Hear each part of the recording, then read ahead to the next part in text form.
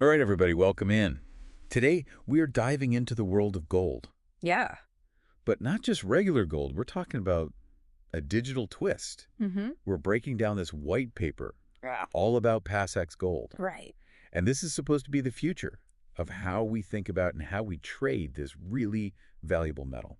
It's interesting stuff because, gold has always had this, this allure to it. I mean, they were minting gold coins, like in Greece Thousands of years ago. over 2,500 years ago. Wow. And so the white paper does a really good job of kind of tracing the history and how, it's been a financial cornerstone for, well, millennia, really. Yeah, it really is like the OG Yeah. of valuable assets. But let's be real for a second. Yeah. Actually owning physical gold, Yeah.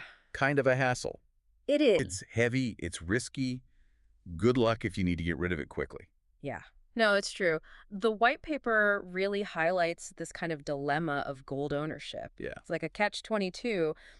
You want the actual physical metal, it's going to cost you. Right. You got to have the vaults, you got to have the insurance, the whole 9 yards. It's a full thing. And trading it, forget about it. Yeah, exactly. That's where your gold ETFs and things come in because those are easier to trade. Right. But you don't own any gold. You're really just kind of betting on it at that point. Exactly. It's like choosing between a safe full of gold that's a nightmare to access Mm. or a piece of paper that says you're entitled to some gold somewhere. Right, exactly. Not really ideal. Not ideal at all. And the thing is, and they emphasize this in the white paper too, this whole system really leaves out a lot of people. Right. It's only for the people who have You got to have the resources to even... ultra wealthy. Exactly. And so that's where this PAX Gold comes in. Okay. They're trying to make it so that gold is accessible to, well, anybody, really. Okay, so how does it work? Hit me with it. What is PAX Gold? Okay, so basically picture this. Each PAX Gold token, and this is all digital, by the way, Okay. each PAX Gold token represents 1 ounce of real, actual gold that is being held somewhere safe Okay. in a vault. Got it. It's like having a digital deed to like a little tiny piece of a gold bar. So instead of a safety deposit box full of gold, I've got what? An app on my phone? Exactly. And this is where the cool part comes in with the tech. Okay. This is all built on something called the Ethereum blockchain. It's basically like a public ledger that is theoretically extremely secure and transparent. Yeah. And so each token is tracked on this blockchain, and it's supposedly linked to a specific amount of gold or a specific bar of gold. But how do we know? Right, and that's the million-dollar question. Right. Because I can write that on a piece of paper, but That's how do we know it's real? It's a huge concern, right? And that's where this audit process comes in. Okay. The white paper really emphasizes that they do regular audits of their system. Okay. And these are independent audits.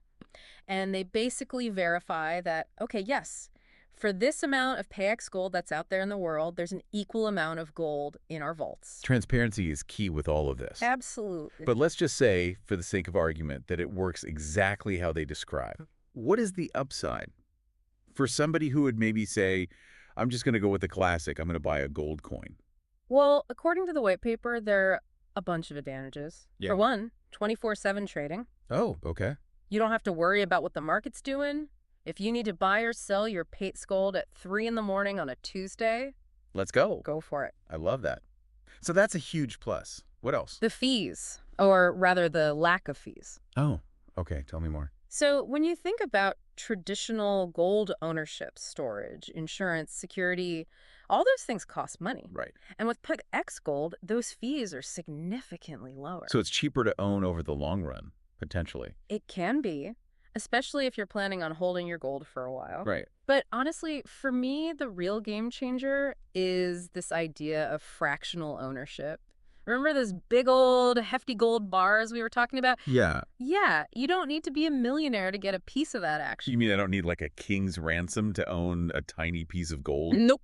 Okay. That's the whole thing. With PAX Gold, you can buy fractions of an ounce. Interesting. That's a game changer. Right. This opens it up to a whole new audience of people who maybe never even considered gold as an investment. Because it was always seen as this thing that you had to have, You had to have so much money Yeah. to even get involved. Right. So it's like democratizing gold a little bit. Yeah, exactly. But I have to ask, like, the white paper can't just be singing PAX Gold's praises. No, of course not. What are some of the downsides here? Well, let's be real.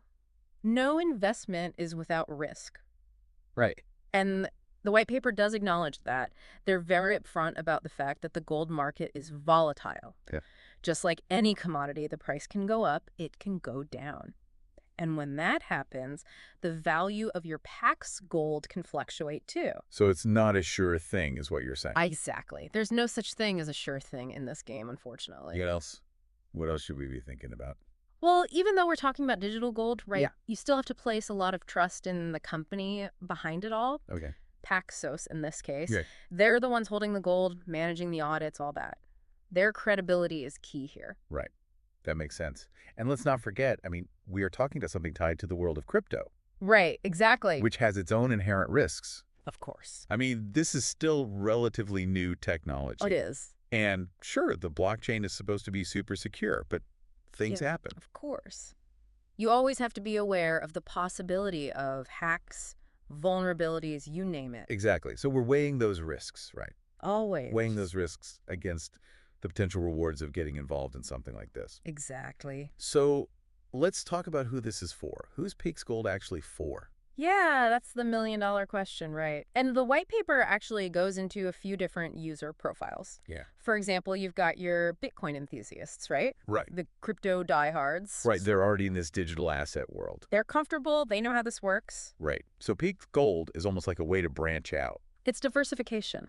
diversify their portfolio. Exactly. So they're hedging their bets, bringing a little bit of this more tangible, classic asset into their digital portfolio. Oh, I love that. It's Yeah. like they were all in on this new world, and now they're finding ways to kind of like Bridge the gap. bridge back to the traditional, but on their terms. Exactly. Exactly. And then you've got, kind of your more traditional investors Okay. who maybe they're intrigued by gold. Right. They see the appeal, but the whole, The storage. the storage, finding a place to put it, it's a pain. It's a whole thing. It is. It is. So this offers them a much more familiar and much more, honestly, easy way to kind of dip their toes into that market. Especially because I feel like the white paper was subtly reminding us that throughout history, whenever things start to get a little shaky Oh, with regular money, people turn to gold. always. It's like this enduring symbol of security. It's a safe haven Exactly. when everything else is going crazy. Exactly. That's a key point. I mean, this white paper isn't just about, the nuts and bolts of the technology. Right. It really digs into the psychology of it. Why gold? Why do we care? Yeah. And PAX Gold seems to tap into that need for stability, that desire for something real and tangible in this increasingly intangible world. It's so fascinating, I think, because it's not just digitizing an asset. It's really how that digitization is like, I don't know, messing with how we think about Our emotions. Yeah, how we think about wealth. And It's true. yeah, it's really interesting stuff. It is. It is. And the white paper, it hints at this idea of almost like democratizing these assets that have always been seen as exclusive. You know what I mean? Right. Breaking down those barriers that keep certain people out of certain investments. Yeah. It's like, imagine a world where anyone, no matter who you are or how much money you have, can own a piece of this thing. Right. That has held value for centuries. But that leads to a really big question, doesn't it? It does. Because if we digitize gold, does that change what it is? Does it change what gold is? Right. Does it fundamentally change it? Or is this just, a new coat of paint on something ancient? It's a new chapter in a really old story. Exactly. Exactly. And to be fair, the white paper doesn't try to say they have all the answers. They lay it all out there, what they're doing, the good, the bad. But ultimately, it's up to you, the listener, to decide, like, what does this all mean? Yeah, you've got to figure out if this is a revolutionary next step or if it's, I don't know, just a fad. Right. Is this like the new gold rush, or is this, something different? Yeah, It's fascinating. it really is. So where do we go from here? Let's say I'm listening to this and I'm like, okay, this is really interesting, but like, how do I even wrap my head around what this means for me? Right. Well, I think the first thing is, you got to look at PAX Gold like any other investment right now. Okay. Don't go into this thinking, oh, this is going to make me rich overnight. Right. It's not a get-rich-quick scheme. No, absolutely not. It's still tied to the price of gold. So if gold tanks, your PAX Gold goes with it. It's not a guaranteed path to riches. No. But for people who believe in the long-term value of gold as an asset class, Right. and they're comfortable with, the crypto side of things, Yeah. this is like a new way to play the game. Right. It's about access. It is. It's taking this thing that was very exclusive, and it's like, okay, well, more people can play now. Exactly. But, as with anything, there's always a trade-off. There's always a trade-off. And you really have to do your own research. Think critically about it. Absolutely. Don't just jump in because it sounds cool. Exactly. You have to decide if it's right for you. Yeah. This is not financial advice. No, no, no. Do your own research. This is us just having a conversation. Exactly. We're just exploring. Just exploring. I like that. Because it's true. At the end of the day, like, no matter what form it takes, gold is... Gold. It's still gold. Yeah. You either get it or you don't. Right. It's got that history, it's got that appeal, but it also has that potential to, like, really frustrate you. Oh, absolutely. It's a roller coaster. It is.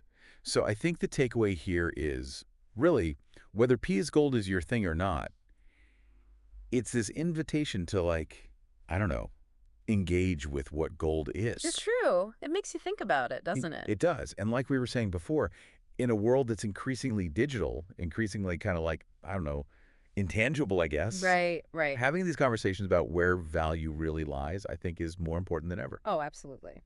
So what are your thoughts? Yeah, we want to hear from you. Hit us up in the comments. Let us know what you think about PAX Gold. Does it make sense? Is it something you'd consider? Yeah. And as always, we're going to be back next week with another deep dive. Another really interesting topic. So until then, Keep exploring. keep learning and keep those brains engaged. Thanks for joining us. This has been The Deep Dive.